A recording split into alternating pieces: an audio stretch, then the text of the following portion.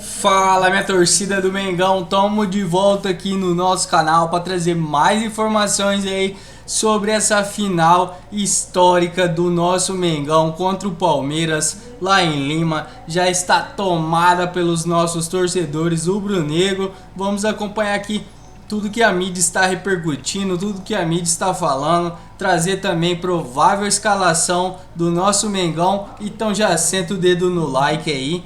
Deixe seu comentário aqui abaixo também. E se você não é inscrito no nosso canal, você pode estar se inscrevendo, ativando o sininho de notificações, porque hoje tem muito vídeo do Mengão e você vai ficar por dentro de tudo, beleza, rapaziada? Vamos acompanhar aqui tudo que eu separei para vocês, então deixa aquele likezão aí. Do lado do Flamengo, a gente segue com a dúvida do que o Felipe fará na zaga. O Felipe disse ontem que não ia revelar a escalação, que a gente ia saber hoje 1h30 antes, que poderia ter alguma surpresa. Eu acredito que ele vai começar com o Danilo, pensando em minimizar o risco. A gente viu o Léo trabalhando ontem, aparentemente sem limitações, mas para o jogo é outra história, né? E o Léo não joga desde o dia 29 de outubro, não foi relacionado para nenhuma partida nesse mês. E aí, levando em conta, né, Caio, que pode ser um jogo de 120 minutos, em não queimar uma substituição, como na final de 21 acabou acontecendo com o próprio Felipe Luiz, que sai no primeiro tempo. Eu acredito que a tendência seja começar com o Danilo, e a grande dúvida está no que ele vai fazer ali na frente. Se é Carrascal ou Luiz, Cebolinha ou Lino, são opções que trazem valências diferentes para o time, e acho que essa dúvida vai permanecer até a última hora ali. Acho que no setor defensivo, por ser um setor perigoso do campo, que qualquer erro pode custar o jogo, se eu fosse Felipe Luiz, eu iria de Danilo. Apesar de eu achar o Léo Ortiz um dos melhores zagueiros do Brasil, se não for o melhor, sem ritmo de jogo, num jogo de alta intensidade, como vai ser essa final, é arriscado você colocar um cara que não joga há um mês. Então, o Danilo deve começar jogando. Características com bola, muda praticamente nada, porque o Danilo tem muita qualidade para sair jogando. Talvez um pouquinho de velocidade, e o duelo do Danilo deve ser com o Vitor Roque, mas o Danilo também é experiente o suficiente e tem os atalhos do campo para não precisar correr tanto atrás do Vitor Roque como talvez o Léo conseguiria fazer. E no ataque, eu iria de Carrascal e Luiz Araújo. Acho que são os caras que mais entregam para esse Flamengo. Acho que você ganha o chute de fora da área com o Luiz Araújo, que é muito interessante para um jogo que vai ser muito tenso. O Carrascal é um cara que chama jogo toda hora, participa demais e consegue revezar muito com a Arrascaeta, que muitas vezes está escondido ou fingindo que está escondido dentro do campo. Mas acho que o Cebolinha tem uma crescente muito boa nessa reta final de temporada. Não acho que ele vai optar pelo Cebolinha. Se ele for com um cara mais habilidoso pelo lado de 1 contra 1, acho que vai ser o Lino no final das contas. Mas eu iria de Carrascal e Luiz Araújo. Acho que assim, no final das contas, os dois treinadores vão ficar nessa de surpresa e tal. Ninguém vai entregar a escalação antes. O Abel jogou as cartas em cima da mesa, mas a gente não sabe direito o que vai virar ali. Eu sou completamente contra técnico indicar a escalação muito antes, porque você dá munição pro outro técnico se planejar. Então acho que o Felipe Luiz tá na dele. Acho que ele vai de Danilo, Carrascal e Luiz Araújo. Vocês acham que tem chance de furar algum nome desses 11 tão certos do Abel? Pegando a experiência do que o Abel fez em 2020 e 2021, quando ele não repete nenhum titular do jogo de véspera, eu acredito que, de fato, ele vá com os 11 que estão programados, que estão planejados, tá? Seria muito surpreendente, até porque ontem, na entrevista coletiva, ele inclusive dá a entender que sim, vai ter surpresa, mas não na formação, e sim no posicionamento dos atletas em campo, e sim justamente no contexto que o jogo vai entregar, com o argumento de que os atletas que ele tem à disposição fazem mais de uma função. Então, na minha concepção, é bem o que o Caio falou, assim, as cartas elas já estão na mesa, todo mundo sabe quais são. Agora, virando as cartas, qual é o posicionamento de cada uma delas?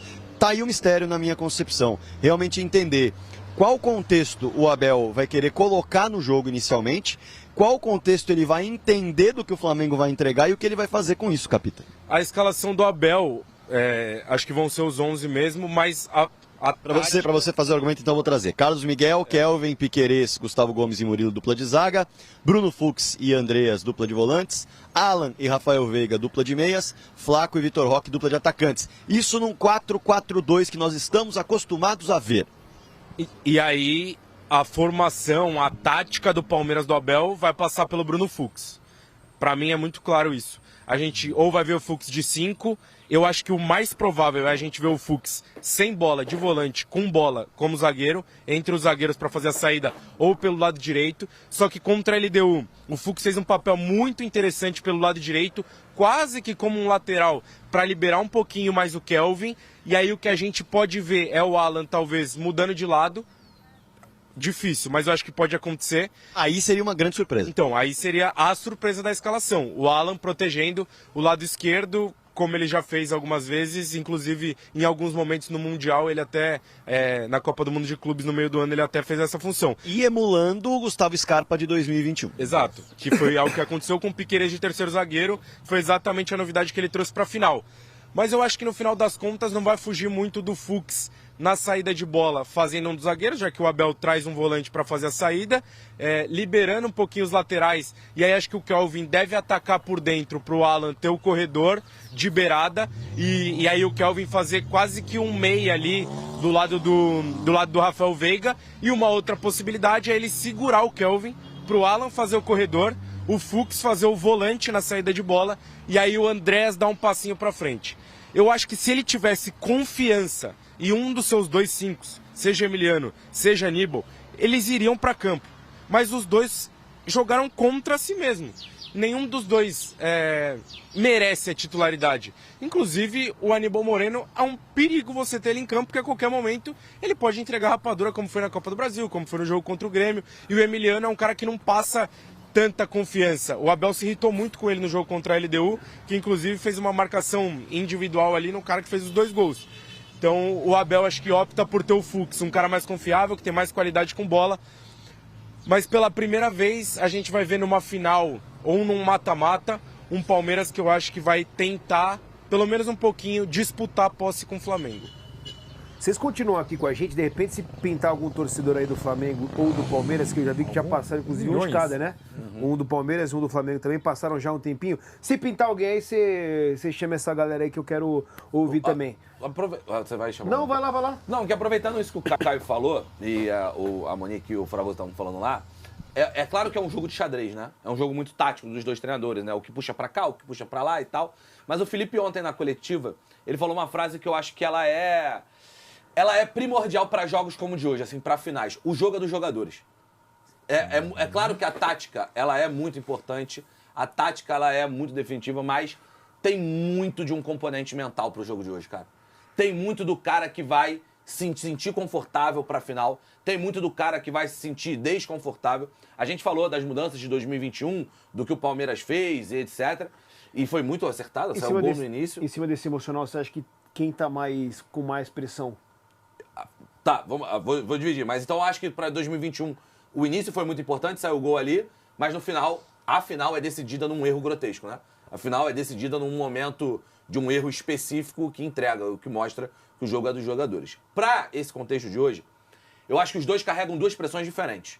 O Palmeiras carrega a pressão do momento, os 5 jogos sem vencer, o futebol que parou de encaixar, a coisa do jogo do Palmeiras, que era muito confiável, um Palmeiras completamente diferente daquele 90 minutos no Allianz, dura muito tempo, contra a LDU, para hoje. Parece que passaram 4 anos daquele jogo contra a LDU pro jogo de hoje. Voilá! Oi. Para trazer só um complemento para você bem curtinho, tá? O Palmeiras carrega também a pressão que o torcedor fala muito do altíssimo investimento feito no elenco no ano, tá? Eu ia chegar nesse ponto também para falar, mas é verdade, acho que o Fragoso tem toda a razão. O Flamengo carrega a pressão de 2021. O jogo de 2021 entra em campo hoje. Óbvio que entra. Entra para quem esteve lá, entra para quem não esteve lá, entra para a torcida que vai estar lá. Óbvio que esse jogo entra.